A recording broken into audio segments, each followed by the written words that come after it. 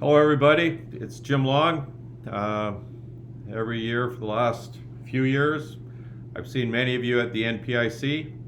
This year, obviously, it's different. A lot of things are different.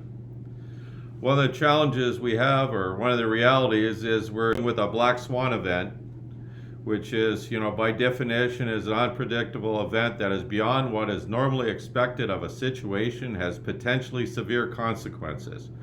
Black Swan events are characterized by their extreme rarity, their severe impact, and the widespread insistence they were obvious in hindsight.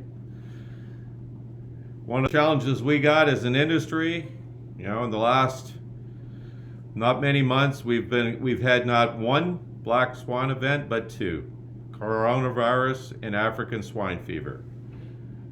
African swine fever has devastated the Chinese market, much of Philippines, Vietnam, been a factor in Russia and Poland, Romania, multiple countries, which has impacted the industry globally, created opportunities, but in itself has been a big problem. And overall, it hangs over the North American industry as something that could be an opportunity and has been with exports, but on the other hand, has been a disadvantage where people have the fear of it. The second part is the second Black Swan is the coronavirus situation, which we all have seen. How it's impacted our slaughter plants, how it's impacted exports, how it's impacted domestic demand, but most importantly, what it's done to the marketplace. It has probably been, the last few months has been the worst on a profit and loss basis in the history of the U.S. hog industry. When we move to other countries, what this is a comparison of the NPC last year when we had the NPIC and this year NPIC. So if you look at it, we won't spend time right now about USA and Canada. We all know it sucks, and that's what we're living with. Now you go to the other countries, the major players, Mexico. You can see there a year ago the price of Mexico was 81 cents. Right now it's 58 cents. Big price decrease. A lot of that is related to coronavirus issues within Mexico. Not that long ago, that price that's 58 cents right now was 45 cents. There was a pretty severe panic in the Mexican market at that time as far as profit and loss. At 58 cents, most people will tell me in Mexico that nobody's making any money or very insignificant money at that point. The one thing with Mexico, when that price depressed, it affects the exports from the United States to Mexico. A lot of hams go there, a lot of other products. Mexico's the biggest market for the U.S. For imports. Part of it too is a peso devaluation, which impacted things. Appears that the market is recovering down there, which in my opinion will help exports to Mexico from the U.S. and Canada too. Brazil's kind of was down, it's come back a little bit. You see it's 4 cents down. They've benefited from good exports to China. Russia, basically a self-enclosed market. They don't really export anything. They don't allow imports of any significance in. Right now, 69 cents is profitable currently in Russia. Their feed prices are pretty competitive globally. There's a little bit of expansion going on in Russia right now, but their wish in their market is somehow they get to China. But because they have ASF, up till now, China will not accept pork from any country that has ASF, so Russia can't go to China. China, we all know what's happened. A year ago, the price was $1 US a pound. Last week it was $2.41. On a straight calculation with not factoring mortality, profitability is approaching $300 per head. If you can keep your pigs alive in China, it's probably the most wonderful market in the world. We'll discuss China a little bit later. Spain is really benefited by huge exports to China. Price at 69 cents right now is about as low as it's been in the last year. It's been very beneficial for them. Drop down to Vietnam. Vietnam, you can see a year ago was 68 cents, now it's $1.69. They've been devastated by African swine fever. We're doing Genesis, our genetic company, has been doing quite a bit of business in Vietnam. They don't have the ASF under control at this point. Korea, just kind of clipping along, high prices, making lots of money. It's good for them. It's good to be a producer in South Korea. A lot of places in the world better to be a producer than where we are right now. So when we look at every year of the last 3 years, Genesis and National Hog Farmer do a global mega producer list, which is producers that are over 100,000 sows. What I just want to highlight is these are the biggest, the largest producers in the world now. You go down, Wen's at 1.3 million, they're up 100,000. Munyon, to a certain extent, hard to believe, 603,000 more sows than they had a year ago. CP, based in Thailand, with lots of production in different places, including the purchase of High Life, purchasing part of the shares of High Life in Canada. They've grown 350,000. New Hope up 340, Zinbang up 100,000. If you look at most of these companies, if not all of them, have a high Chinese influence. Part of it's driven by the profitability that they're seeing there. Keep in mind, Wen's is at 1.3 million sows. This is their monthly sales since for the last while. Of note, which is interesting, so far this year, from January to July, it's reported they marketed 5.75 million market hogs, give or take a bit. If you look at the number of sows they have,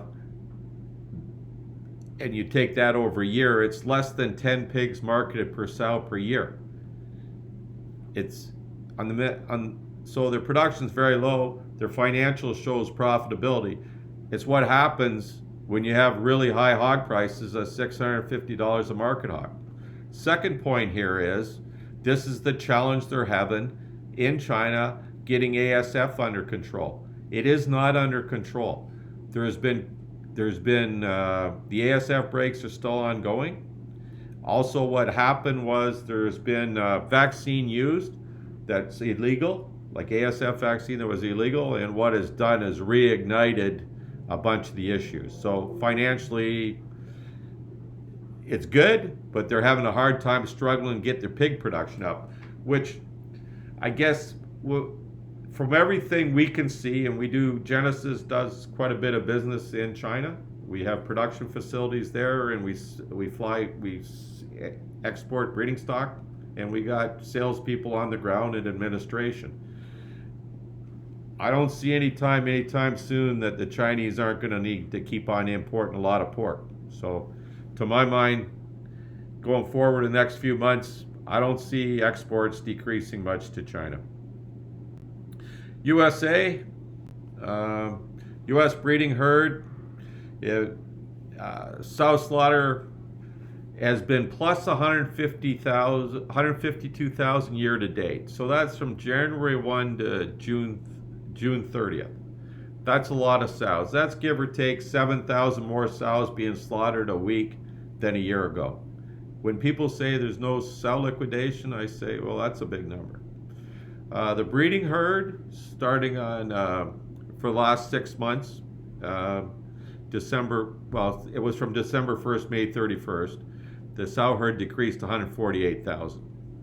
In the June 1st Hogs and Pigs report, the farrowing intentions for the next 6 months was down 5%. We go back to last year's pig crop, which was 72,575,000 sows. 5% less would be about 140,000 fewer pigs a week. That's a big number. And in our mind, what's going on, liquidation is continuing. Every day we're producing less pigs on a go-forward basis. Ice weans today are now February pigs. There'll be definitely less pigs in February than there was last February. And there'll be less in March than there was in March. We are seeing a massive decline in the breeding herd. Case in point would be Maxwell Foods. A week ago, they announced that they were going to stop breeding. They have 54,000 sows. There's a couple things that we find this really quite significant. It's the first time in history anyone close to this size has decided to exit the industry. Second part is, when in the past, when big companies got in trouble, another company stepped in to buy them. Okay, in '98, Smithfield jumped in and made a deal with Murphy Farms and Carroll's when the price was bad. Other times, Christensen bought Heartland. You go down the list. There was always somebody to step in. I am pretty sure, with a lot of confidence, that Maxwell Foods, before they stopped, they tried to see if there was somebody who would take it over as a going concern. Obviously, nobody wanted to get in front of this freight train of market that we're in today. That in itself is huge. This is all part of the liquidation ongoing. Backed up Hogs. One other thing that's impacting the industry, what should impact the industry, is the devaluation of the US dollar.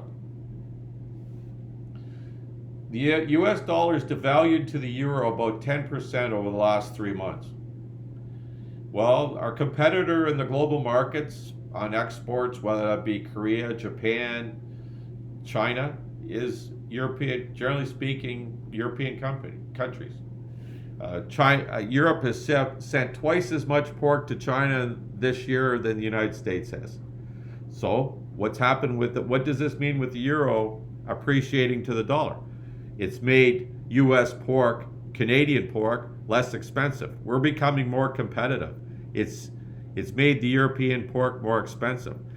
In our mind, if this trend continues, this should enhance demand in the global export markets, which is positive for pricing.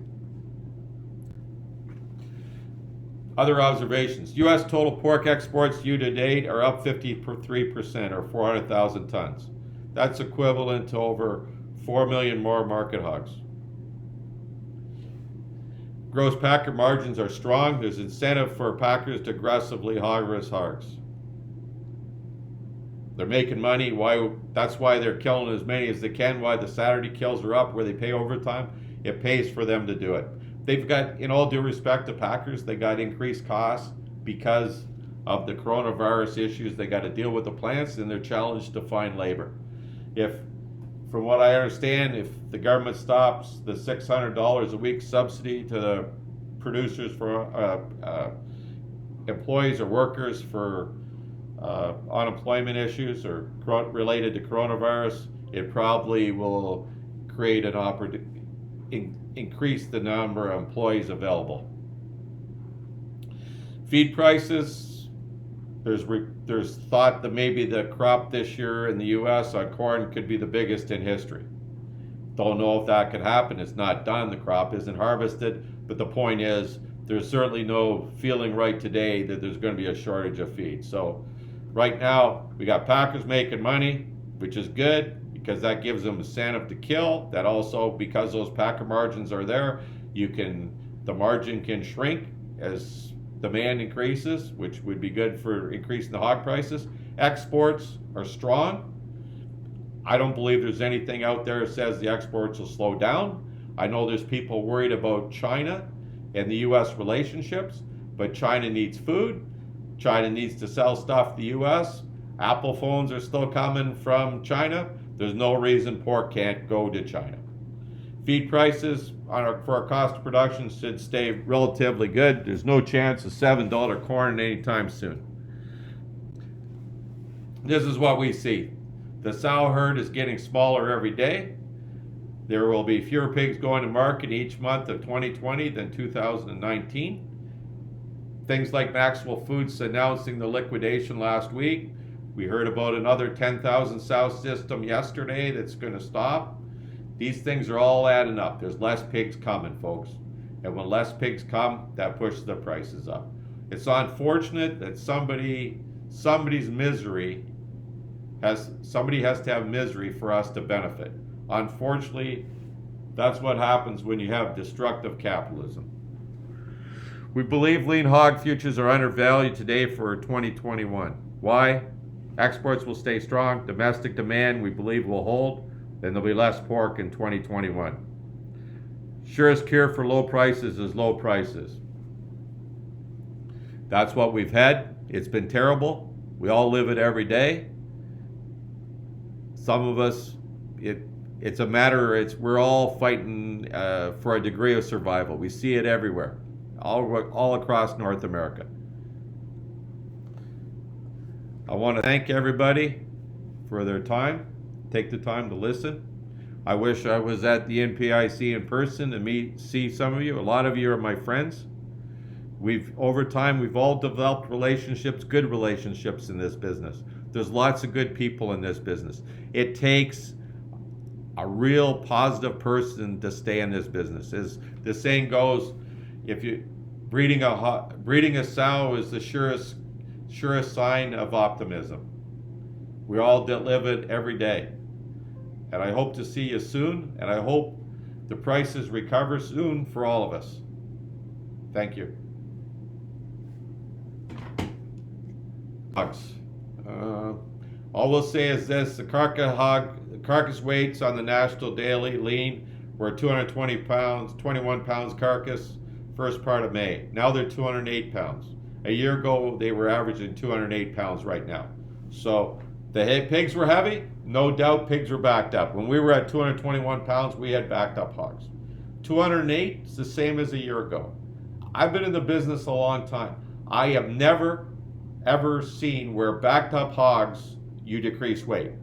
A lot of us have farms. We know what backed up hogs do. Weights go up. I know there was situations where pigs were fed feed, slow them down. I don't think it's the case.